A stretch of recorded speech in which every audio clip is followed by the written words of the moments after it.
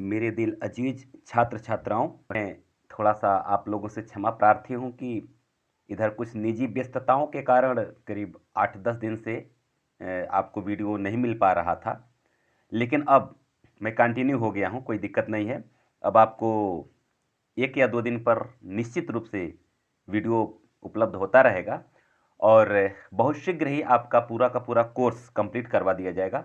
जैसा कि आप सब जानते हैं कि आपके अपने चैनल ज्ञानकोश एजुकेशन के द्वारा आपका कंप्लीट कोर्स तैयार करवाया जा रहा है और वह भी विशेषतः जो 2022 की जो आप परीक्षा देने जा रहे हैं उसमें जो 30% कोर्स कट गया कोविड-19 की वजह से, उसको हटा करके जो शेष चैप्टर है उसका पूरा का पूरा वीडियो आपको यहाँ से प्रोवाइड हो जाएगा। यहाँ तक कि व्याकरण संबंधी रस, छंद, अलंकार, शब्द रूप, धातु रूप सब कुछ ए टू जेड सारी चीज़ आप यहाँ से आपको मिल जाएगी।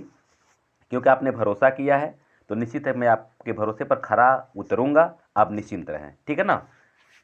और यहाँ से आप जानते हैं कि बहुत ही सरल ढंग से आपको व्याख्या मिल रहा है, इसलिए वीडियो को लास्ट तक देखिए और कहीं कोई दिक्कत हो तो कमेंट करके आप हमें अवश्य पूछ लीजिए कि इस चीज़ में प्रॉब्लम आ रहा है, तो थोड़ा सा बढ़िया रहेगा। क्योंकि कमेंट करना बहुत ज़रूरी है, हम लोगों को एक बूस्टर डोज मिलता है। हम नहीं जान पाते मैं कैसा पढ़ा रहा हूँ, आप बताएंगे मैं कैसा पढ़ा रहा हूँ, और आपका कमेंट हमें अपने आप में इम्प्रूव करने का बहुत अच्छा चांस देता है। एक तरह से आप लोग हमारे लिए कसौटी हैं जिस पर हम खरे उतरने का प्रयास करते हैं और हम अपने आप को आपके कसौटी पर तराशते हैं, इसलिए कमेंट आपका बहुत ज़रूरी है। तो आइए ज़्यादा समय न लेते हुए सीधे हम लोग चलते हैं अपने टॉपिक पर। इसके पहले हम लोग सुमित्रा नंदन पंत जी का नौका विहार और बापू के प्रति जो कविता है इसका हम लोग अध्ययन कर चुके हैं। आज हम लोग महादेव वर्मा का जो गीत नामक कविता है तो इसको हम लोग पढ़ेंगे और इसको मैं 2 या 3 पार्ट में पढ़ाऊंगा क्योंकि कविता लंबी है और थोड़ा सा काफ़ी विस्तार से इसका अध्ययन करना पड़ेगा तभी समझ में आएगा।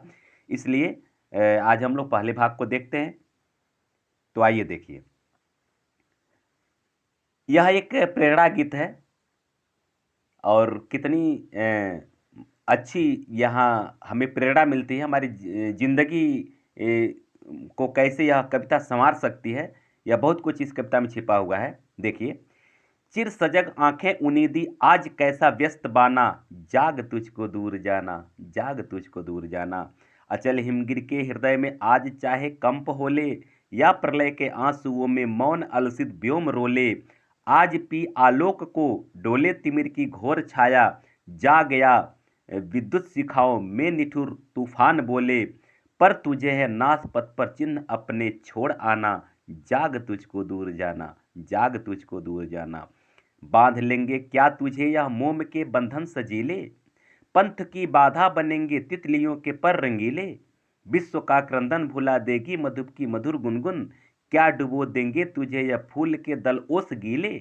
तू न अपनी छाह को अपने लिए कारा बनाना, जाग तुझको दूर जाना, जाग तुझको दूर जाना। हो गलाया दे किसे जीवन सुधा, दो घूंट मदिरा मांग लाया। सो गई आंधी मलय की वात का उपधान ले क्या, विश्व का अभिशाप क्या चिरनीद बनकर पास आया। अमरता सुत चाहता के मृत्यु को उर में बसाना, जाग तुझको दूर जाना, जाग तुझको दूर जाना। कहन ठंडी सांस में अब भूल वह जलती कहानी, आग हो उर्मे तभी दृग में सजेगा आज पानी। हार भी तेरी बनेगी माननी जय की पताका, राख छड़िक पतंग की है अमर दीपक की निशानी। है तुझे अंगार शैया पर मृदुल कलियां बिछाना, जाग तुझको दूर जाना, जाग तुझको दूर जाना। आहा, कितनी सुंदर पंक्तियां हैं प्यारे बच्चों। आप इस पंक्ति को अगर अपने जीवन में निर्धारित कर लें या अपने जीवन को एक समझिए कि अपने इसी के आधार पर अपने जीवन को एक दिशा दे दें तो निश्चित है कि सफलता आपके कदम अवश्य चूमेंगी। देखिए कैसे कह रही हैं, कहती हैं कि हे पथिक, तुमको बहुत लंबा सफर तय करना है, तुम्हें सफलता के शिखर पर पहुंचना है, इसलिए तुम चिर सजग रहो। चिर सजग आंखें उनीदी आज कैसा व्यस्त बाना। तुम्हारी आंखें उनीदी क्यों है? तुम्हें चिर सजग रहना चाहिए, तुम्हें चिर सजग रहना चाहिए। तुम्हारी आंखें उन्नीदी, उन्नीदी मने होता है जैसे अलसाया हुआ जो आंखें नहीं होता, जो नींद से भरी हल्की हल्की, जो नींद के पूर्व की अवस्था, ठीक है ना, जिसमें हल्की हल्की आंखें झपकनी शुरू हो जाती हैं, उसको उन्नीदी अवस्था बोलते हैं। यानी इसका सीधा तात्पर्य आलस्य से है। मैंने तुम्हारी आंखों में आलस्य क्यों है? और आज कैसा व्यस्त बाना, आज तो बाना मन होता है वेशभूषा, आज तू कैसा वेशभूषा बना लिया है, लग रहा है कि तुम्हारे अंदर कोई चैतन्य नहीं है, कोई चेतना नहीं है, कोई उत्साह नहीं है। तुमको चिर सजग रहना है, तुमको चिर सजग रहना है। क्यों? क्योंकि तुझको दूर जाना है। जाग, तुझको दूर जाना कर। हे पथिक, तुम जाग जाओ, तुम चैतन्य हो जाओ, तुम आलस से बाहर आ जाओ, उत्साहित हो जाओ, क्योंकि तुमको बहुत दूर जाना है। क्लियर हुआ ना? इसको फिर से देख लीजिए। महादेवी वर्मा जी कहती हैं कि हे पथिक, तुमको सफलता के शिखर पर पहुंचना है, इसलिए तुम्हारी आंखें उन्नीदी नहीं होनी चाहिए, तुम्हारे आंखों में झपकी नहीं आनी चाहिए, तुम्हें सोना नहीं चाहिए। और ये कैसा तुम बाना बना लियो, कैसा तुम वेशभूषा बना लिए हो, यानी तुम्हारी वेशभूषा और तुम्हारी उन्नीदी आंखें बता रही हैं कि तुम आलस्य से भर गए हो। इसलिए तुम चिर सजग रहो, तुमको चिर सजग रहना है, तुम जाग जाओ, क्योंकि तुमको बहुत दूर का सफर तय करना है, बहुत दूर जाना है। क्लियर हुआ ना? आगे देखिए। अचल हिमगिर के हृदय में आज चाहे कंप होले, या प्रलय के आंसुओं में मौन अलसित व्योम रोले। कर अचल माने स्थिर, हिमगिर यानी हिमालय, आज स्थिर हिमालय के हृदय में चाहे कंपन हो जाए, अर्थात हिमालय जो है हमेशा स्थिर रहने वाला, अडिग है। तो महादेवी वर्मा जी कहती हैं, हो सकता है अचल जो हिमालय है वह अचल हिमालय भी हिलने लगे, प्रकंपित होने लगे, या प्रलय के आंसुओं में मौन अलसित व्योम रोले, या ऐसा हो सकता है कि जो तुम्हारे प्रलय के आंसू हैं, जो तुम्हारे आंख से जो आंसू बह रही है वह प्रलय ला दे, और जो अलसाया हुआ मौन और अलसाया हुआ जो व्योम यानी आकाश, जो कि आकाश भी स्थिर रहता है, बादल भी स्थिर रहता है, ठीक है ना, व्योम आकाश, आकाश भी स्थिर रहता है, मौन रहता है। कर स्थिर आकाश जो बिल्कुल आलस्य से भरा हुआ है, वह हो सकता है तुम्हारे आंख से जो आंसू गिर रहा है, इस आंख के आंसू की वजह से, अर्थात तुम्हारे आंख रूपी आंसू के रूप में यह आकाश रोने लगे। या फिर यह भी हो सकता है, आज पी आलोक डोले तिमिर की घोर छाया। आज पी आलोक को, आलोक मन होता है प्रकाश, आलोक मन क्या होता है? प्रकाश। प्रकाश किसको किसको निगलता है? तिमिर माने अंधेरे को। लेकिन ये इसकी उल्टा बता रही हैं कि हो सकता है कि आज तिमिर घोर छाया, मानो अंधकार की घोर छाया जो है आकाश मन आलोक यानी प्रकाश को पी ले। मैंने ऐसा भी हो सकता है कि बिल्कुल मतलब ये परिस्थितियां एकदम विपरीत हो जाएं, यानी हमेशा प्रकाश जो एक अंधकार को निगलता है, लेकिन आज घोर अंधकार प्रकाश को निगल जाए। या ऐसा भी हो सकता है विद्युत शिखाओं में निठुर तूफान बोले। हालांकि ये विद्युत शिखा में निठुर तूफान जो है, तूफान भयंकर आंधी, प्रलय की आंधी, प्रलय की आंधी हो सकता है इन विद्युत शिखाओं में, माने प्रलय ढाने वाली शिखाओं में यह बोलने लगे, मतलब भयंकर आंधी हो, भयंकर तूफान हो, बिजली कड़कना शुरू कर दे, लेकिन पर तुझे है नाश पथ पर चिन्ह अपने छोड़ आना। यह नाश का पथ बन जाए, यानी कि पूरा का पूरा भूमंडल, पूरा का पूरा ये पूरी की पूरी पृथ्वी विनाश के रास्ते पर चल दे, लेकिन इस विनाश के पथ पर भी तुमको अपने कदम के चिन्ह को छोड़ आना है। तुमको कुछ ऐसा कर गुजरना है कि तुम्हारे पद चिन्हों पर आने वाली पीढ़ी चलना शुरू कर दे। इसलिए तुम्हें एक अपना चिन्ह छोड़ करके आना है, क्योंकि हे पथिक तुम जाग जाओ, तुमको अभी बहुत दूर जाना है। इसको फिर से देख लीजिए, क्योंकि थोड़ा सा जटिल है, इसीलिए मैं बताया हूँ कि थोड़ा सा रोक करके मैं पढ़ाऊँगा, कई पार्ट में पढ़ाऊँगा, लेकिन आपके दिमाग में अर्थ आ जाए। इसका भाव पहले समझिए। हिमालय स्थिर रहने वाला है, कह रहे तुम्हारे चलने से, तुम्हारे मतलब विपरीत धारा में बहने से हो सकता है जो अचल हिमालय है उसके हृदय में कंपन आ जाए, हिमालय भी डगमगाने लगे तुम्हारे अडिग संकल्प के आगे। तुम अडिग संकल्प लेकर के जो आगे बढ़ रहे हो तूफानों के बीच में, हो सकता है तुम्हारी संकल्प को देख करके ये हिमालय जो है कि कांपने लगे। यह भी हो सकता है कि चिर आलस्य से युक्त जो आकाश रहता है, बिल्कुल शांत नीरव रहता है आकाश, कोई विकार निर्विकार इसके मन में नहीं रहता है। हो सकता है यह प्रलय के आंसू रोना शुरू कर दे तुम्हारे संकल्प को देख करके, यह हो सकता है कि प्रलय के आंसू रोना शुरू कर दे, या फिर ऐसा हो सकता है कि घनघोर अंधकार जो है आकाश वो आलोक यानी प्रकाश को निगल जाए। और ये भी हो सकता है कितना भयंकर तूफान आए जो विद्युत के शिखाओं में, माने इतने ज्यादा विद्युत की शिखा, माने ये प्रलय, यानी कह रहे हैं कि पृथ्वी पर प्रलय आना शुरू हो जाए, कितना ही भयंकर प्रलय आ जाए, और हो सकता है इस पृथ्वी को नाश करने पर तुल जाए, यह नाश का पथ बन जाए। लेकिन इस नाश के पथ पर भी तुमको अपने चरणों के चिन्ह को छोड़ आना है, क्योंकि तुमको बहुत दूर जाना है। क्लियर हुआ ना? आगे देखिए, आगे कहते हैं, बांध लेंगे क्या तुझे यह मोम के बंधन सजीले, पंथ की बाधा बनेंगे तितलियों के पर रंगीले, विश्व का क्रंदन भुला देगी मधुप की मधुर गुनगुन, क्या डुबो देंगे तुझे यह फूल के दल ओस गीले। हर जगह प्रश्नवाचक चिन्ह है। कह रहे हैं कि क्या तुझे जो मोम के सजीले बंधन है, यह सजीले बंधन तुमको बांध लेंगे, अर्थात ये कि तुम जिस उन्नति के पथ पर चल रहे हो, तुम जिस शिखर को छूना चाहते हो, तुम जो संकल्प लेकर के चल रहे हो, क्या ऐसा तो नहीं हो सकता है कि तुम मोह माया के बंधन में बंध जाओ। मोह माया का बंधन, माता पिता भाई बंधु बांधव परिवार का बंधन, क्योंकि रास्ते में कठिनाई आएंगी, रास्ते में परेशानियां आएंगी, ऐसा मन करेगा कि हम भी अपने घर में आकर के आराम की जिंदगी जिएं, हम संघर्ष न करें, कठिनाई से न जूझें। तो ऐसे समय में घर परिवार का याद आता है, मोह माया की याद आती है। तो वही कर रही हैं महादेव वर्मा जी कि क्या यह मोम के जो मोम, क्यों मोम जिसे जलता है तो पिघलता जाता है, यानी कि मोम एक तरह से अस्थाई नहीं है।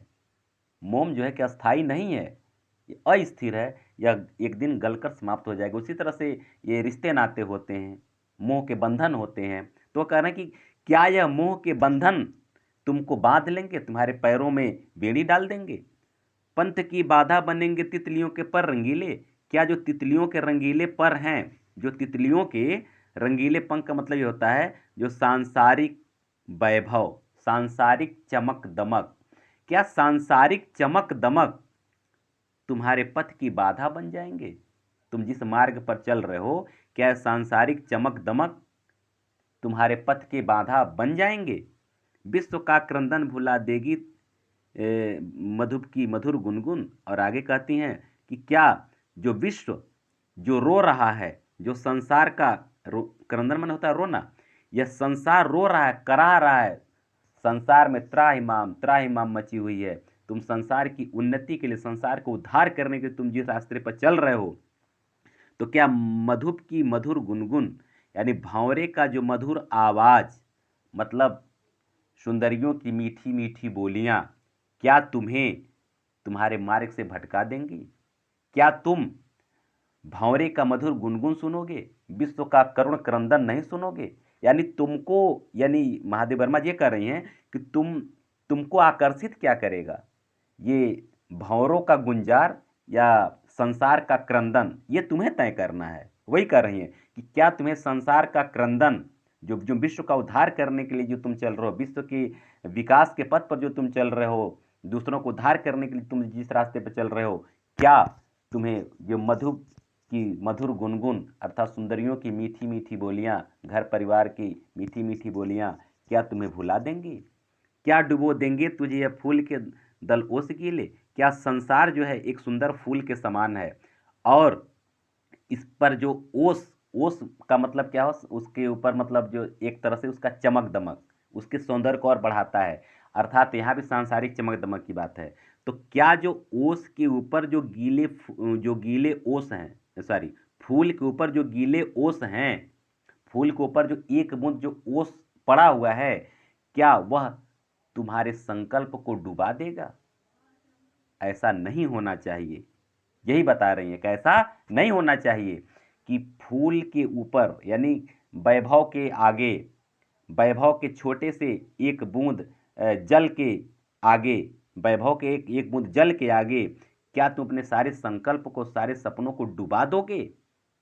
तू न अपनी छाह को अपने लिए कारा बनाना। कह रहे हैं तू अपनी जो छाह जो तुम पाए हुए हो, छाह माने थोड़ा सा विश्राम कर रहे हो, तुम मार्ग पे चल रहे हो, सफलता के शिखर की ओर चल रहे हो, और थोड़े समय में तुम विश्राम अगर कर रहे हो, अर्थात एक एक छोटी सी असफलता अगर तुम्हें मिली, पहली बार सफलता नहीं मिली, छोटी सी अगर असफलता मिली, इसे तुम एक छाह बनाओ, लेकिन इसे अपने लिए कारा मत बना देना। कारा माने बंदी गृह, बंदी गृह का मतलब जेल, ठीक है ना। इसको तुम अपनी जेल मत बना लेना कि चलो आज, जैसे जेल क्या होता है, आजीवन कारावास हो गया, पूरी जिंदगी जेल में कट जाएगी। तो वह कह रहे हैं जो तुम एक छाह मिला हुआ है, जो तुमको थोड़ा सा आराम का मौका मिला हुआ है, तो तुम आराम मत करने लगना, जिंदगी भर यहाँ आराम मत करने लगना, इसको तुम जेल मत बना लेना। क्योंकि जागो हे मुसाफिर जागो, तुमको बहुत दूर जाना है। क्लियर हो गया ना? आशा है कि कहीं कोई दिक्कत आपको नहीं आ रहा होगा। फिर भी अगर कहीं कोई दिक्कत आ रही हो तो आप हमें कमेंट करके अवश्य बताएंगे, और निश्चित रूप से मैं आपके हर उम्मीदों पर खरा उतरने का हर संभव प्रयास करूंगा। ठीक है? और हाँ, एक निवेदन है कि अगर मेरा वीडियो अच्छा लग रहा हो, मेरी शैली अच्छी लग रही हो, और मेरे द्वारा पढ़ाए गए अर्थ समझ में आ रहे हों, तो प्लीज़ आप इस चैनल को सब्सक्राइब कर लीजिए, लाइक और शेयर करते चलिए, अपने दोस्तों को अधिक से अधिक शेयर कीजिए ताकि वो भी इनसे लाभ प्राप्त करें। क्योंकि देखिए, हम लोग बहुत सीमित संसाधन में पढ़ रहे हैं, और सीमित संसाधन में पढ़ करके हम बहुत आगे हम लोग बढ़ सकते हैं। इसलिए जो है कि आप मतलब आपसे यही एक निवेदन है कि कमेंट अवश्य करें। कमेंट करते हैं वह हम लोगों के लिए मील का पत्थर साबित होता है, बल मिलता है। आप लोगों का कमेंट, आपको नहीं पता है कि यूट्यूबर के लिए क्या चाहिए, सिर्फ आपका कमेंट चाहिए कि सर ये अच्छा है, ये खराब है। हम नहीं जानते कि मैं कैसा पढ़ा पा रहा हूँ, केवल आप हमें बताएंगे कि मेरी शैली कैसी है, मैं बेहतर पढ़ा पाता हूँ नहीं पढ़ा पाता हूँ, और क्या और बेहतर हो सकता है। आपका कमेंट हमें वो बल देगा, और मैं और आगे भी बेहतर करने का प्रयत्न करूँगा। वैसे तो मैं बेहतर से बेहतर देने का ही प्रयत्न करता हूँ। ठीक है, चलिए आगे बढ़िए, आगे देखता है। वज्र का उर एक छोटे अश्रुकण में धो गलाया, दे किसे जीवन सुधा दो घूंट मदिरा मांग लाया। कहते हैं महादेव वर्मा जी कि यह ऐसे समय के लिए है कि आदमी कुछ समय के लिए विश्राम किया और हमेशा विश्राम ही करता रहा। उसके लिए कह रही हैं कि वज्र का उर, तुम्हारा हृदय जो है वज्र के समान कठोर है, तुम्हारा हृदय वज्र के समान कठोर है, लेकिन अश्रु का कण यानी आंसू का एक छोटा सा कण, छोटा सा बूंद जो है, क्या इस वज्र जैसे कठोर हृदय को गला दिया है? ऐसा नहीं होना चाहिए। दे किसी जीवन सुधा दो घूंट मदिरा मांग लाया। तुम अपने जीवन रूपी अमृत को दे करके तो दो घूंट मदिरा मांग लाए हो। अर्थात तुम जिस मतलब परिवेश में पहुंच गए हो, जहां सफलता के पैमाने नहीं गढ़े जाते हैं, वहाँ केवल असफल लोग होते हैं। ऐसे लोगों के बीच में जा कर के तुम कंफर्ट जोन में, मैंने आराम तलब ज़िंदगी तुम जीने के लिए चले गए हो, और ऐसा लगता है कि जो तुम्हें जीवन का अमृत प्रदान करने वाला जो लक्ष्य, जो तुम्हें प्राप्त करने के लिए जिस रास्ते पर तुम निकले हो, वह लक्ष्य जो है भूल गए हो, और एक मतलब आराम तलब ज़िंदगी जी रहे हो। तो वह क्या है? दो घूंट मदिरा के समान है, और आराम तलब ज़िंदगी। कुछ समय के लिए मदिरा पीने के बाद क्या होता है, कुछ समय के लिए आदमी को लगता है कि सारा कुछ निश्चिंत हो गया, सारी दीन दुनिया से कोई मतलब नहीं है, सारा सुख समृद्धि हमारे ही पास, ऐसा लगता है। लेकिन जैसे नशा उतरता तो वास्तविकता का ज्ञान होता है, और जब वास्तविकता ज्ञान होता है पता चलता है कि हम क्या किए हैं। तो वही कह रहे हैं कि यह जो जो क्षणिक सुख जो तुम देख रहे हो ना, दो घूंट मदिरा के जैसा है। आज जो तुम जिस लक्ष्य की तरफ बढ़ रहे हो, सफलता के शिखर पर जाना चाहते हो, वह तुम्हें जीवन सुधा के समान है। इसलिए क्या ऐसा तो नहीं है कि पूरे जीवन की सुधा मन जीवन की अमृत जो है कि दो घूंट मदिरा के बदले मांग लाए हो? ठीक है ना? सो गई आधी मलय की बात का उपधान ले, क्या कह रहे हैं कि क्या मलय की आंधी, मलय की आंधी का मतलब मलय रूपी बात, सॉरी, सो गई आधी मलय की। हाँ, आगे देखिए, उपधान मन होता है तकिया। उपधान मन क्या होता है? तकिया, जो तकिया हम लगाते हैं। अर्थ देखते चलेंगे तो आसान लगने लगेगा। देखिए, कह रहे सो गई आधी मलय की बात का उपधान ले क्या। मलय की बात, जो तुम्हारे हृदय में जो आंधी बह रही थी, सफलता के मार्ग पर चलने के लिए जो तुम तत्पर थे, जो एक आंधी बह रही तुम्हारे मन में, जो इस संकल्पों की आंधी चल रही थी, मलय का बात, मलय बात कहते हैं, मलय पर्वत से आने वाली हवा, वात मन होता है यहाँ, बात नहीं वात होना चाहिए, वात मन हवा, मलय पर्वत से आने वाली हवा अर्थात सांसारिक सुख, सांसारिक सुख।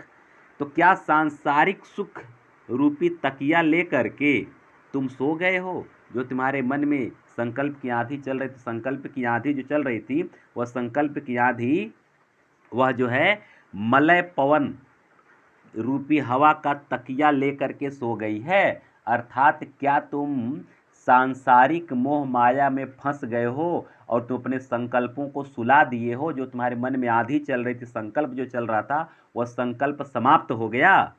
आगे कहते हैं, विश्व का अभिशाप क्या चिर नींद बनकर पास आया। और तुम एकदम चिर निद्रा में सो गए हो, क्या ऐसा तो नहीं विश्व का अभिशाप तुम्हारे पास आ गया हो, एक संसार का कोई जो है कि एक अभिशाप तुम्हारे पास आ गया हो और तुम चिर निद्रा में सो गए हो, अर्थात अपने लक्ष्य को भूल गए हो, अपने संकल्प को भूल गए हो और आराम तलब जिंदगी जी रहे हो। तुम थोड़ा सा भी संघर्ष करने के लिए नहीं तैयार हो रहे हो, तुम आगे बढ़ने के नहीं तैयार हो रहे हो। कहीं ऐसा तो नहीं न कि विश्व का अभिशाप तुम्हें घेर लिया है और चिर निद्रा बनकर के तुम्हारे पास आ गया है। आगे कहते हैं, अमरता सुत चाहता के मृत्यु को उर में बसाना। कहते हैं कि हे पथिक, तुम अमरता के पुत्र हो, तुम अमर पुत्र हो, तुम मर नहीं सकते हो, तुम मिट नहीं सकते हो, तुम अमर हो। इसलिए अपने उर में, अपने हृदय में तुम मृत्यु को क्यों बसाना चाहते हो, तुम अपने हृदय में मृत्यु को क्यों बसाना चाहते हो, अर्थात तुम आलसी क्यों बनना चाहते हो, तुम घुट घुट करके जिंदगी क्यों जीना चाहते हो, तुम सफलता के मार्ग पर क्यों नहीं बढ़ाना चाहते हो। तुम अमरता के पुत्र हो, तुम्हारा कभी विनाश नहीं हो सकता है, तुम कभी नष्ट नहीं हो सकते हो, इसलिए तुम निरंतर आगे बढ़ते चलो। हे पथिक, तुम जाग जाओ, क्योंकि तुम कहीं बहुत दूर जाना है। क्लियर हुआ ना। चलिए, अगर कहीं कोई दिक्कत हो तो कमेंट करके पूछ लीजिएगा। लाइक, शेयर और सब्सक्राइब करते चलिए, बहुत अच्छा लगेगा और बहुत मज़ा आने वाला है, देखिएगा बहुत आनंद आएगा। आगे देखिए, कह न ठंडी सांस में अब भूल वह जलती कहानी, आग हो उर्मे तभी दृग में सजेगा आज पानी, हार भी तेरी बनेंगी माननी जय की पताका, राख क्षणिक पतंग की है अमर दीपक की निशानी, है तुझे अंगार सया पर मृदुल कलियां बिछाना, जाग तुझको दूर जाना, जाग तुझको दूर जाना। बहुत अच्छी पंक्ति है और बहुत शानदार पंक्ति है बच्चों, आप इसको ध्यान से देखेंगे, ध्यान से सुनेंगे, ध्यान से पढ़ेंगे और अपने जीवन में उतारेंगे। कन ठंडी सांस में अब भूल वह जलती कहानी। कह रहे हैं, जो तुम्हारी जलती हुई कहानी है उसको ठंडी सांस में मत कहो, उसे भूल जाओ। नहीं समझ में आया होगा, ठीक है ना। आइए मैं समझाता हूँ। जलती कहानी मतलब क्या हुआ, जिसे मान लें कि आप किसी भी कंपटीशन में, किसी परीक्षा मान लें कि आप बैठे हुए हैं, ठीक, और हो सकता है 1-2 अंक से आप जैसे असफल हो गए, तो क्या होता है ठंडी, क्या बताऊं यार, अरे केवल 2 अंक से मेरा सिलेक्शन रुक गया। ये क्या है, ठंडी सांस है। अरे रुक गया तो क्या हुआ, उसको याद करने कोई ज़रूरत नहीं है। हमें अपने आप को फिर से तैयार करना है, हमें फिर से मजबूती लाना है, हमें फिर से उस चीज़ को प्राप्त करना है जो मुझसे चंद कदम दूर रहा। यहाँ वही बात बता रही हैं महादेवी वर्मा जी, कहती हैं, कन ठंडी सांस में भूल व जलती कहानी। जो कहानी बीत गई है, अगर तुम किसी कारणवश किसी भी क्षेत्र में असफल हो गए हो, अब उसे ठंडी सांस भर करके मत कहो, उसे भूल जाओ, क्योंकि भूलने में ही भलाई है। अगली पंक्ति तो और भी लाजवाब है, कहती हैं, आग हो उर में तभी दृग में सजेगा आज पानी। अगर तुम्हारे उर में, अगर तुम्हारे हृदय में आग हो, आग का मतलब क्या, आग का मतलब होता है संकल्प की आग, उत्साह की आग, माने संकल्प और उत्साह की आग अगर तुम्हारे हृदय में हो, तो तुम्हारे दृग, दृग मन होता है नेत्र, आंख, लोचन, तो तुम्हारे आंखों में पानी सजेगा। पानी सजने का तात्पर्य देखिएगा, बहुत गहरा भाव इसमें छिपा हुआ है। यहाँ पानी का तात्पर्य होता है सम्मान, मर्यादा, इज्जत। रहीमन पानी राखी बिन पानी सब सून। जो तुम्हारी आंखों का पानी है ना, जब तक तुम्हें सफलता नहीं मिलेगी तब तक सिर्फ साधारण पानी रहेगी, लेकिन जब तुम्हें सफलता मिल जाएगी ना, यह पानी एक सम्मान बन जाएगा। सम्मान मोती बनेगा, मोती, साधारण पानी नहीं रह जाएगा। तो कह रहे हैं कि तुम्हारे आंखों में, अगर तुम अपनी आंखों में सम्मान प्राप्त करना चाहते हो, हर आंखों में चाहते हो कि हर आंख मुझे सम्मान की नजर से देखे, तो तुम्हें अपने उर में आग भरना पड़ेगा, अपने हृदय में संकल्प और उत्साह का आग भरना पड़ेगा। तभी जो है हर दृगों में पानी सजेगा, हर नेत्रों में तुम्हारे लिए सम्मान का भाव आएगा। कितनी सुंदर पंक्ति है, ध्यान दीजिएगा। हार भी तेरी बनेगी माननी जय का पताका। माननी माने जो हार, जो जय माने विजय, मानिनी माने रूठ गई है। मानिनी माने क्या होता है? रूठ जाना, रूठना, ठीक है ना। मानिनी माने होता है रूठना। जो जय यानी विजय रूठ गया, तभी तुम्हें विजय नहीं मिल रही है। सफलता हमसे रूठ गया, हमसे नाराज है, तभी हमें सफलता नहीं मिल रही है। हमसे खुश रहता तो हमें मिल जाती, इसका भाव यही है। तो जो जय है, जो सफलता है, वह जो रूठी हुई है यह जो है विजय का पताका बन जाएगी। कब? हार भी तेरी बनेगी। ध्यान दीजिएगा, अगर तुम अपना 100% लगा करके 100% तुम अपना झोंक दिए, तो हार भी विजय का पताका बन जाती है। जो रूठी हुई हार है ना, जो माननीय हार है ना, यह भी एक सम्मान का पताका बन सकती है। मतलब मन में कोई मलाल नहीं रहता है कि मैंने कोई गलती किया।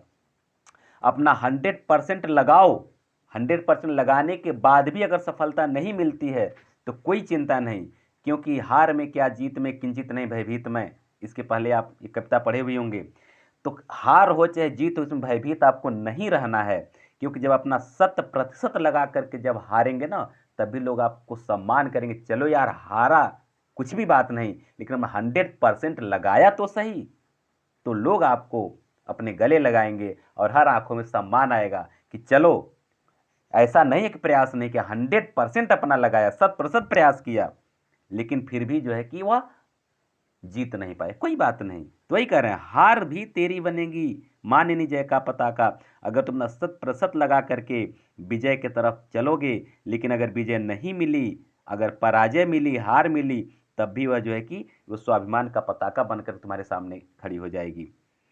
आगे देखिए, राख छड़िक पतंग की है अमर दीपक की कहानी। कह रहे हैं कि अपने आप को किस तरह से लगाओ?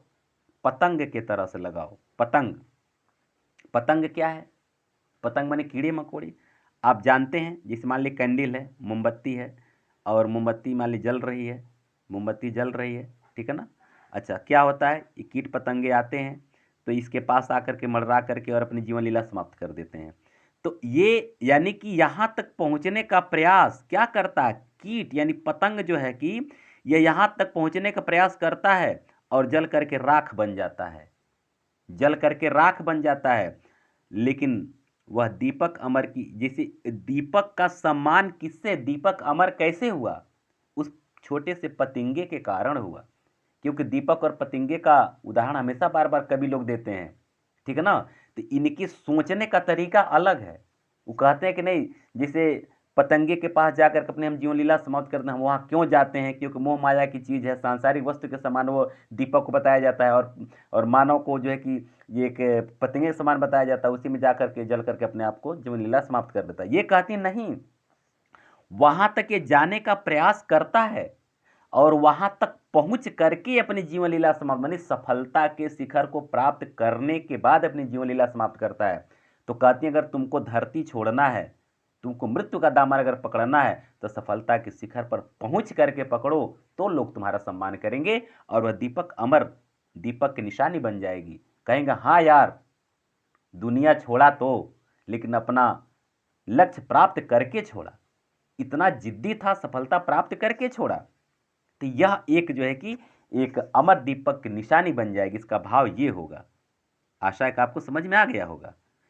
है तुझे अंगार शैया पर मृदुल कलियां बिछाना। कहते हैं, हे पथिक, जो अंगार की शैया है ना, जो दुख का सेज है ना, उस दुख के सेज पर तुमको मृदुल कोमल कलियां बिछाना है।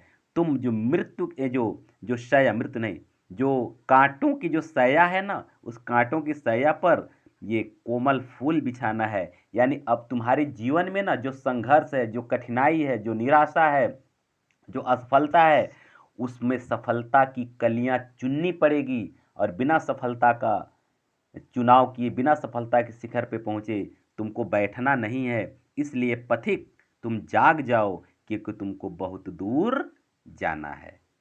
क्लियर हुआ ना?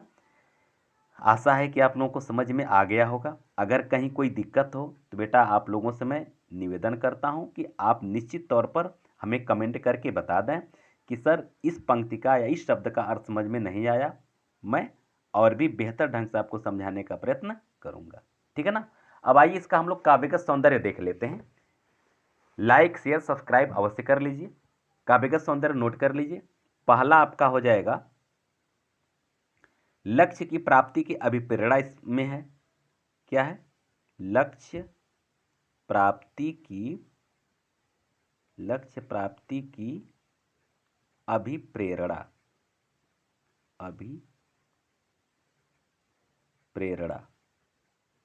ठीक है ना? अच्छा, दूसरा है आपका भाषा। क्या हो जाएगा? साहित्यिक खड़ी बोली। साहित्यिक